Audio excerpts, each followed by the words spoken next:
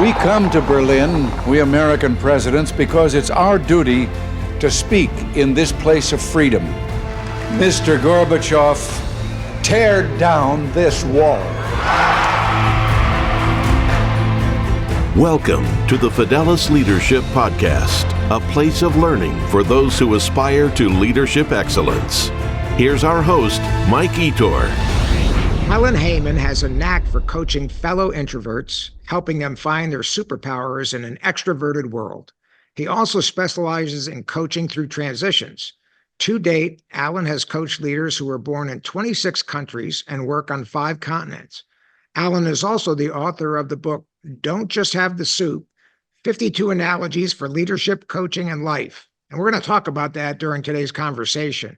He's a communications and marketing veteran from the media, government, and nonprofit sectors with degrees in journalism and law.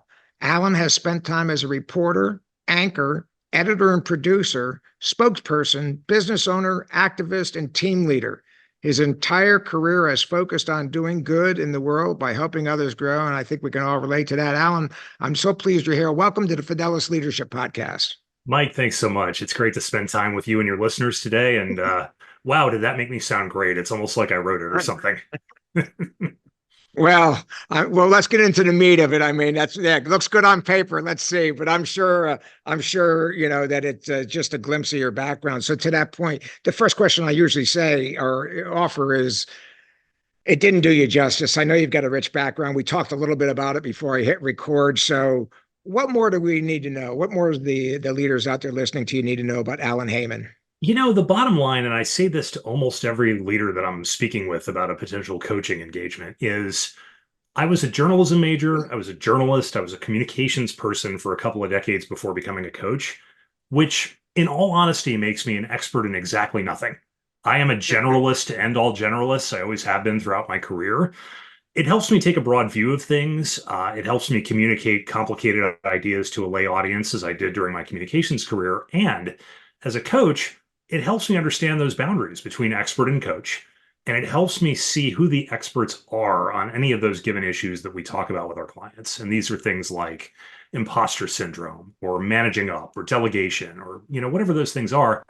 I read a lot. I listen to a lot of podcasts. I watch a lot of videos. So one of the things I do for my clients quite often is I curate this material and I give them resources totally at their option. If they want to go deeper on something we're talking about, they have that available to them. Yeah, well said. Well, I'm a one-man show, solo practitioner. If I have events, I'll hire other speakers and all that. Do you have a large company? Are you a solo entrepreneur? And whatever the answer is, who are your clients, Alan? You touched already a little bit on who are your clients and what problems do you help them solve? Sure. So I think of myself as kind of a solo plus in that I'm a one-person company, but I've got a couple of folks who help me with things on the side for bookkeeping and business operations. And I work very frequently with other coaches. So oftentimes I'll have a project that's too big for one coach or a colleague of mine will have the same, and we give each other business that way. So you will often see me represented as a team of people, which I am, but it's situational in the sense that the only person who's doing this business every single day, all day is me. And that is a refreshing change from some of the large organizations and the bigger teams that I've worked in and led. No, I hear you on that one. Well, listen, if I just met you and found out, I recognize your face from the magazine, Alan, what's your leadership philosophy? And we only had a couple of minutes. What would, 2-3 minutes, executive summary, what's your philosophy on leadership? I would say number one, first and foremost, curiosity never hurts. We don't serve ourselves and our teams and our organizations well if we go through our leadership life thinking that we have all the answers or that we should have all the answers. I think what serves us better is curiosity. Why is this not working? What am I not understanding about this situation? If I have a poorly performing employee who's not living up to expectations, but perhaps they once did, I could reprimand that person. I could demand to understand what's going on, or I could get curious. And maybe in the curiosity lies the path to the solution for the problem. So that's my number one, is always be curious. Oh, I love that. And I can't let you, we're going to get in the meat of the interview next, but I have to ask you the timeless question: leaders, born or made? Absolutely made. I don't think anybody comes out of the womb as a leader. And I think, sort of the good news and the unfortunate news is that a lot of these things that we're talking about, whether it's presence or communication or the various issues that arise in leadership, they can be learned. And it takes work to learn them. And you have to put in energy and attention and resources into developing those things in yourself and in your team. Yeah. And that is an area that I feel like has been a bit neglected and under-resourced, and we're just now starting to catch up. Yeah, it sounds like you agree with my statement, but I don't want to put words in your mouth. This is my statement that I say that leadership is absolutely a learned skill. And I think there are some people, and I'll let you opine on this. I think there are some people, much like sports, musical, mathematical ability. I think some people are born with more leadership aptitude than others. With that said, the person born with, the guy that was maybe the nerd in high school, never said a word to anybody else, gets in a role, and that guy can become a powerhouse leader at some point if he gets the right mentoring and coaching and just is willing to put in the reps. Your thoughts? I think that's fair. There are always talents that need to be cultivated in any discipline. And look, this from your experience in the field. Leaders come in all shapes and sizes, and also genders and races and ethnicities and various identities. And there isn't any one model anymore that everybody supposedly thinks is going to work at the helm of every organization. So Right. even if you're looking at an organization over time, they may need a different leader for this 5-year stretch compared to the 5-year stretch that comes after it. And so I think part of the ability that you learn is knowing, what you bring to the table and what environment or what context is going to draw that out at the best time for both of you. And sometimes there's a Yeah. mismatch, and realizing that is painful, but it's also part of the journey. Yeah, I agree with that. Well, I know a couple of years ago you published a book, and I mentioned it already. I'll say it again. The book is titled "Don't Just Have the Soup: 52 Analogies for Leadership, Coaching, and Life." And by the way, I haven't read it. I just ordered it on Amazon. It'll be here in 2 days. So I look forward to Excellent. reading it. So, why did you write the book, and what audience is it aimed at? So in 2021, when all of us thought we would be out and about doing things more often than we actually turned out to do, I Yeah. was home and I was noticing a common theme in a lot of my coaching sessions, and that was that analogies were coming into the conversation. And that could be something that the client just sort of rattles off as we're talking. It could be something that popped into my head as we were talking, or even after the fact, like, oh, this reminds me of this thing. So I started kind of jotting them down casually. And I started collecting them in a way. And I wrote a blog post or two on my website with a couple of these that I had come up with, or that the client did without attribute, with permission. And they seemed to be fairly well received. And I kept picking up on more and more of them in the practice until I realized I had a substantial collection and decided to turn them into a book. So this is not one of your leadership books that illustrates a framework that I developed from my own brilliance. Yeah. This is not one of those leadership books that illustrates a principle that I articulated through my own original research. Instead, it's a collection of things that I've learned along the way, or that fellow coaches or clients have told me, and it's for leaders and coaches. So there are things in this book that most people can relate to, and it's designed so that if you want to, sure, you can sit down and read it cover to cover, but it's also in bits and pieces. They're organized by topic. So if you want to read one every week for a year, you've got 52 in there, and you can do that as well. I, I am looking forward to reading it. I am big in storytelling and analogies as well. And I tell people I'm 67 years old, so I'm a boomer. And a lot of the boomer analogies aren't working anymore, and don't throw out the baby with the bathwater. People look at that, what the hell are you talking about, and now we're cooking on gas, or the one that I just got a blank stare, and this was like 15 years ago. I said, no, I don't think you're getting my dial tone. You're not hearing the dial tone. Yeah, yeah, And yeah. she was like, what's a dial tone? She had never been exposed to it. It was always, you don't have a dial tone on a flip phone, Do not. I do not. So I have learned to borrow and cite from the best, and I'm looking forward to reading your book. I'm sure there's a whole treasure trove of more current analogies that I can certainly use. I love them, though. I think the very best leaders, and especially the very best developers of leaders and coaches, are very adept, whether formally trained or naturally inclined, at telling stories, whether it's theirs or somebody else's, and metaphors and analogies. I just love it. So I'm really chomping at the bit, really, to get it. So let me ask you, I'm sure, it's analogies, but I know I looked at the table of contents. You broke it down into some sections and all of that. Um, can you just off the top of your head give us some of the more important topics and questions and issues that you address in the book? Sure. So they're related to things that all leaders, I think, can connect to in some way. We're talking about relationships, we're talking about communication, we're talking about stakeholder engagement.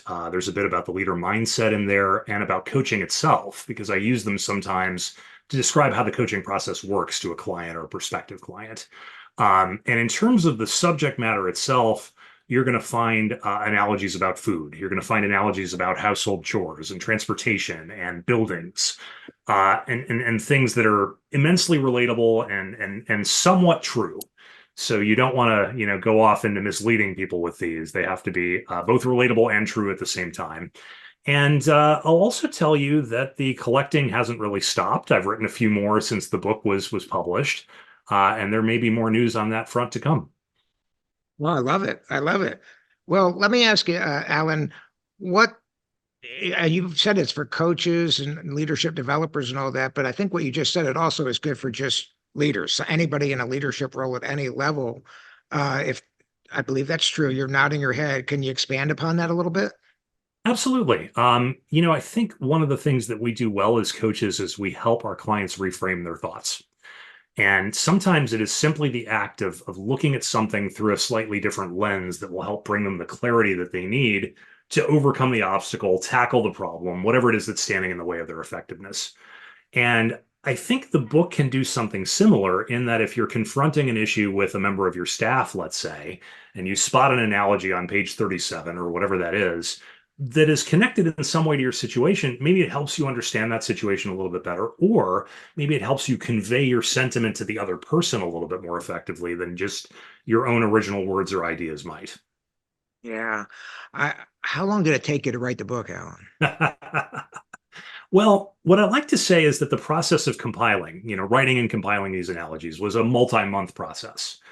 The good news was that once I had it, and once I had found, the text into the hands of a capable editor, the act of actually bringing the book physically into being was surprisingly short. It was not very technically, it didn't have a lot of technical requirements, and it didn't take as long as I was expecting. So getting the first one that arrived at my doorstep out of the box and kind of holding it in my hand was amazing. It was awesome. And I wasn't the first one, because some friends of mine, knew this was coming, and they went to their, favorite major online bookseller, and they got their hands on their copy before I got mine. Wow. Well, good on them. I've had that feeling. I've written several books, and so this is why I know to ask this question.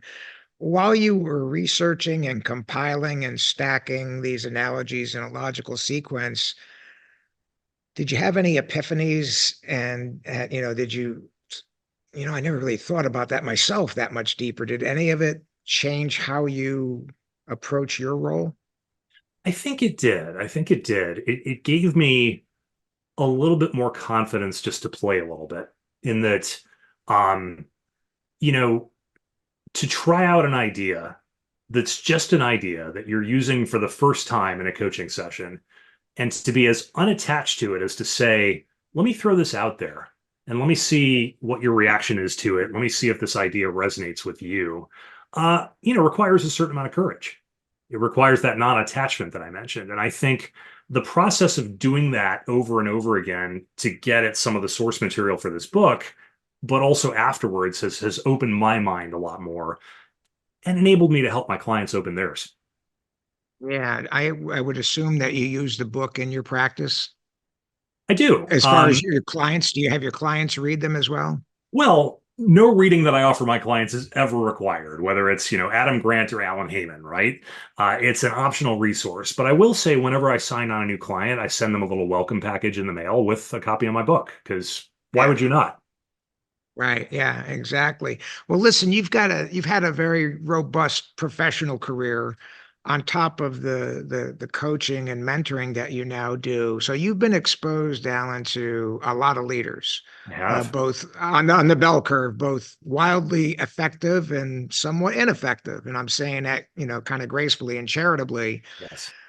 I'd like to ask you, we're talking about the top 10% of the very best leaders that you've ever worked with, for, observed. Do the top 10, the top tier leaders seem to share some individual traits and habits in common? And if so, can you name a few? I could easily name a few, and I think that's a wonderful question because we learn a lot by counterexample, don't we? As in, Yeah. I think all of us have had that painful learning experience or two or several where, for whatever reason, the leader was just not matching our own expectations. Okay. So when it's my turn later on in life, that is the example I seek not to emulate. And that's okay. That's the way we grow. What you're asking, I think, is the opposite of that, which is the top of the top. And I think a few things do stand out. One is a humility. Now, you have to have a certain amount of ego to be a leader, and you have to be comfortable standing in front of the room, and you have to be comfortable making decisions that people may disagree with and rather enthusiastically. And at the same time, I think you can get easily too full of yourself in a role like that. You can be drawn to the attention, you can be drawn to the power or the compensation or whatever it is. So remembering where you came from, remembering the journey to the top, and remembering what is required of everybody else in the organization for you to be effective as a leader is the humility that I'm speaking of here. And I think that's a common thread for the most effective leaders. Another is that curiosity that I mentioned, where you don't come in assuming that you know everything. You don't come in assuming that you're the smartest person in the room, but rather that it's your job to hire that person and make sure that they succeed, which makes everybody look better. And I think there has to be a certain amount of ability or desire to iterate, to take risks, and occasionally to fail. And you got to be careful with this. So I worked in government for a long time, and when you're working with public dollars, and when you're in some cases protecting public health, failure is not an option. However, you can try things in slightly different ways that maybe don't carry a lot of risk. And Yeah. certainly in private sector, you're going to launch products that might fail. And if you're not attached to any one of those given ideas for things that you're trying out, if it's going to be a learning experience, if it gets us from point A to point B, but in a slightly less direct way, that's all okay. That's where learning and growth comes from. And I think that sort of appetite for novelty or innovation or risk or whatever you want to call it is kind of the third hallmark. There's more. Those are just sort of off the top of my head. Yeah, let's turn to coin over. Those are excellent answers, by the way. I absolutely agree. And I'm sure you could have rattled off several more if we had more time. Let's turn to coin over. You've observed a lot of people, so I would assume that you've observed your share on the opposite end of the bell curve, the least effective, and sometimes just very not good leaders at all. Do they seem to share some individual traits and habits in common? Well, for starters, you can probably pick the opposite of the first three that I gave you. I think that's Yeah. a given. I'm also thinking about, instilling a culture of fear or what you might refer to as power over, where people don't feel psychologically safe and therefore you're not going to get your best out of them. That's a terrible situation to be in. I've been in it several times, so I know what it feels like. And it's, in my humble opinion, has no place in leadership. Also, I think there can be this kind of insularity or opacity that comes along with certain styles of leadership. Like you're going to lock yourself up in that tower and we're not going to know your thoughts. We're not going to know what you're thinking. And therefore, we're going to have to guess at the direction of the organization because you're not telling us what that is. And maybe somewhat related to that could be something you could almost describe as the opposite, where I'm going to want to get myself involved in every little detail on every little team. And I will do this, number one, at the expense of the big picture. And number two, at the expense of the people who are actually responsible for doing the work of those teams. So, an example, I was once leading the communications operation for a large international nonprofit here in the DC area. And as the person in that role, I had a team of more than 100 people, expert, professional communicators, some of them the best in their field. A couple levels above me, we had a CEO who would line edit press releases.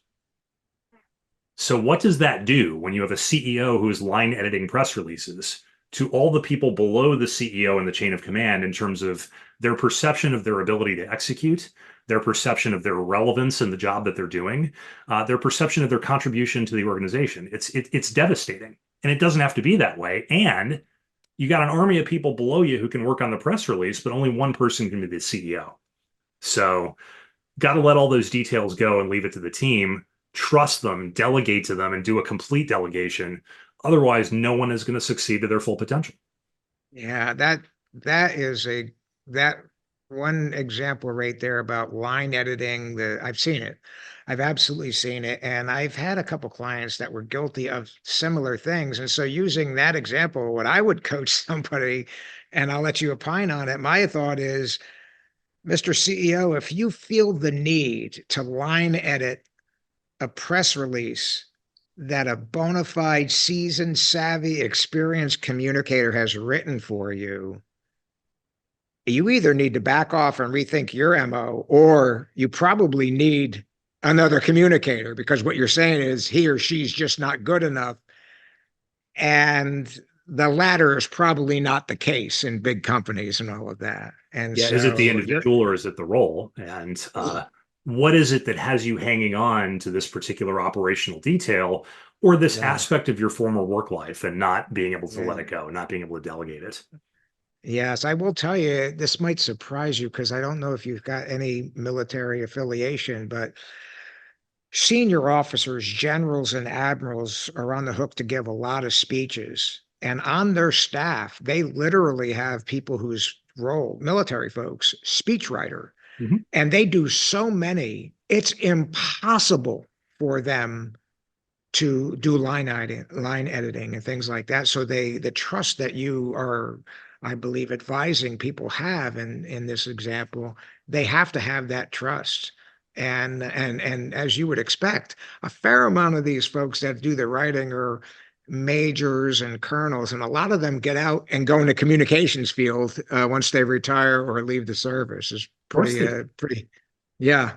Well, look at your commander in chief, and just in theory, regardless of who's in the office, the president makes an appearance or two in my book, and truly has the dependence of a toddler on all of the people, cannot function as a human being without the contribution, because what you do is you preserve the time and attention of the chief executive, which is the most valuable resource that any organization has. So not at all in the president's best interest to be doing laundry or the dishes or worrying about who's going to pick up the phone, because that's just not how it works. And to be in a position like that, you have to trust.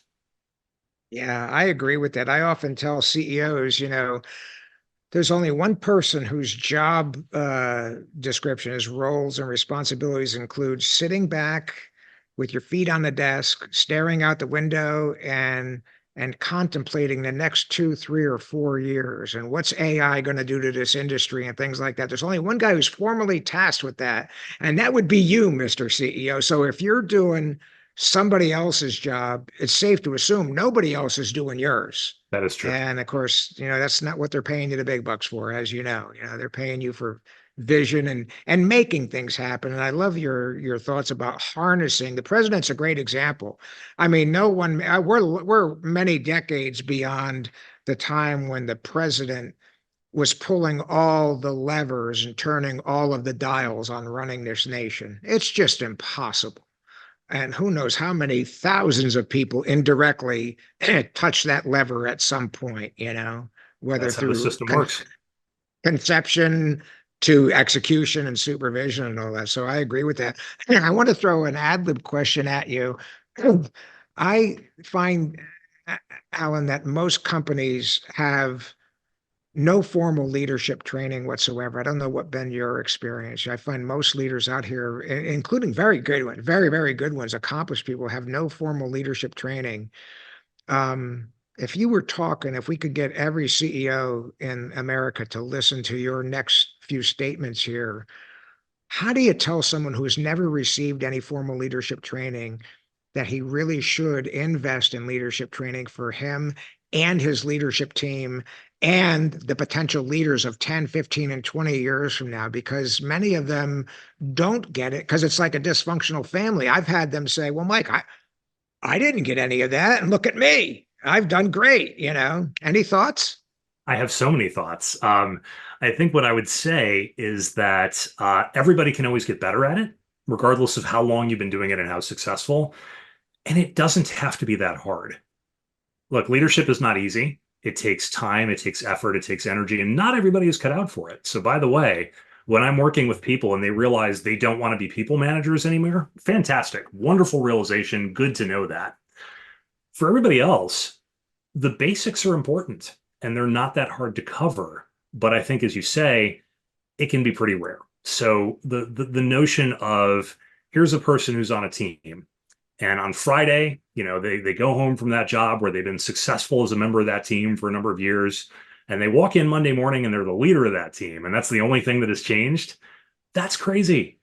Folks need some scaffolding. They need support when they're climbing into bigger challenges because they need to know what to look out for.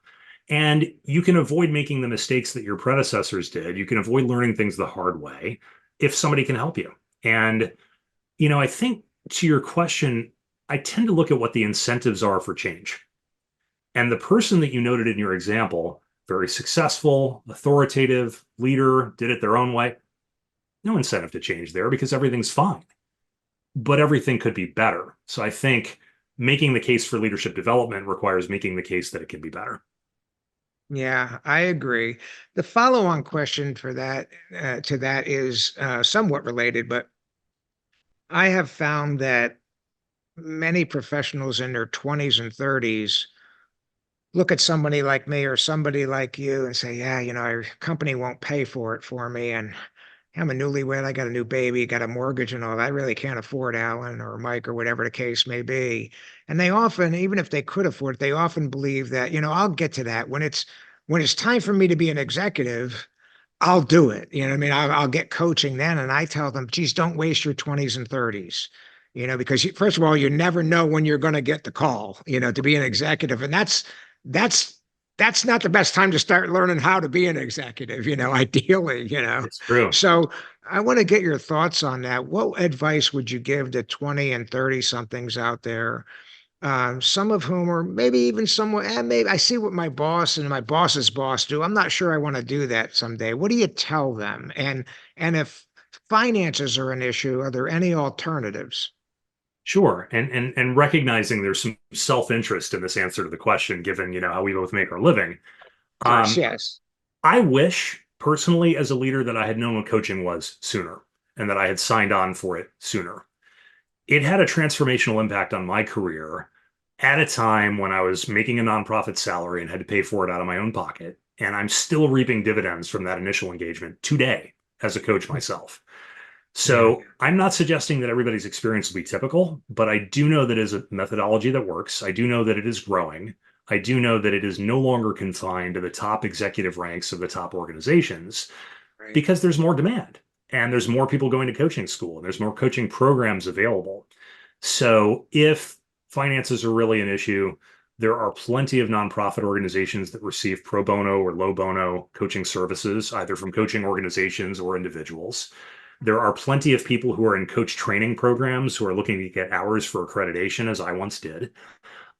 It may require a little bit of searching around. It may require a little bit of flexibility in terms of maybe you don't get to kind of script out exactly which type of coach you would want to have and what exactly the characteristics are.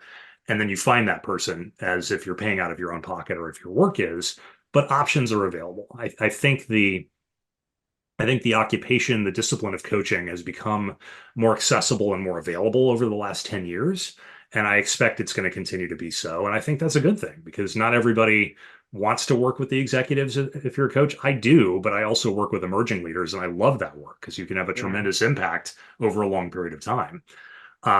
So know that resources are available, know that options are available, and don't rule it out just because it seems like it's expensive because it's also an investment. It's going to pay out over time. Yeah, I agree with everything you said, and I'll throw one caveat, and I'll let you opine on it. I say it's pretty much exactly what you said, so we're thinking alike there. I also tell them, look, if finances are truly the deterrent, what I find is there are so many credible free resources out there now, really top flight coaches that have put 50, 60, 100 YouTube videos up. Now, you're not going to get the benefit of a structured program and one-to-one counseling and all that coaching, but can you pick up a heck of a lot of good technique and philosophy and concepts? I think so. And I publish a lot on LinkedIn, and I'm not including myself in this crowd, Ellen. I find there are world-class leadership experts on LinkedIn giving it away just about every day. Absolutely. YouTube videos and all of that. So any thoughts on the free option? Yeah, a couple of things come to mind. One, I know a good number of coaches who do that in addition to yourself. And one of the reasons that they do it is that we as coaches are a fairly giving bunch. We give each other business fairly often, referrals, tips. And if you're an established practitioner in this business and you're reasonably well known, people are going to be coming your way asking you the same question pretty often. So it's a good way to kind of deal with that, to record a video and just put it out there, or to do an Ask Me Anything once a month or something along those lines, so that you're not tying up little half-hour spots all over your week, just, kind of giving advice to people or helping out, because there are limits to how much you can do that. And if you're one of the big, really top coaches, you're limited by the number of one-on-one clients you can do in a day or in a week or in a month. You have more impact if you put your stuff out there more broadly as either an on-demand type of thing or as LinkedIn or as YouTube videos. And lastly, what I would add is if you're looking around for a coach and you're thinking you want to kind of do this on a budget, some coaches have group programs that they do where participation is maybe a little less frequent and also quite a bit less expensive than going in as an individual with the one-on-one work. That's a good way to get in the door and get to know whether you like working with somebody, get interested in coaching, get a feel for it, and spend a lot less money. Yeah, I agree with that. Well, listen, we're running out of time, Alan, so I can't let you out of here without asking you the fantasy question I ask everybody. If you were allowed to bring one leader back from the past and spend a day with that person, who would you choose and why? Sure. And I'll interpret the answer to your question just a little bit by saying I would actually choose a leader from the past who's still very much alive. And that for me would be former President Obama. I've got a poster of him on the wall in my office. I've been an admirer for quite some time. I grew up in the Chicago area, and I actually went to high school in his old state Senate district in Chicago, and was wandering around the Illinois state capitol as a reporter around the same time he was a state senator. So we kind of a little bit sort of crossed paths in time, if not in physical space. And really just admired his calm nature, his curiosity, the fact that he never really seemed to run too hot or too cold, and was seemingly at least somewhat comfortable in almost all of the situations that the presidency can throw a person into. So I'd be curious as to how somebody does that. I'd be curious as to what goes through somebody's mind when they're doing that. And so, translating my admiration for him from admiring from afar into being able to admire a little bit more close by, that would be pretty cool. Yeah, it would be cool. Well, listen, I know people are going to be interested in finding your book and perhaps even reaching out and contacting you. Where do we find the book and how do we reach you? Sure. So you can go to thesoupbook.com or wherever major books are sold on the web. You'll find it there, as you did. Thank you. My website is peacefuldirection.com. That's also the name of my practice. There's a contact form there. I also spend way more time than I should on LinkedIn, which is the only social network that I use at the moment. So people can absolutely feel free to contact me there and I'll get right back to them. Good. Well said. Well, listen, Alan, I can't thank you enough for coming here, sharing some great insights today.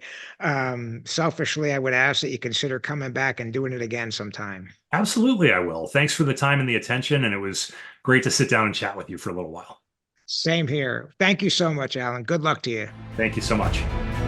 We hope you've enjoyed this podcast. Please subscribe, rate, review, and recommend to your friends. Please visit our website at fidelisleadership.com and sign up for our leadership newsletter. Until next time, remember the words of the ancient Greek philosopher Pericles. What you leave behind is not what is engraved in stone monuments, but is woven in the lives of others.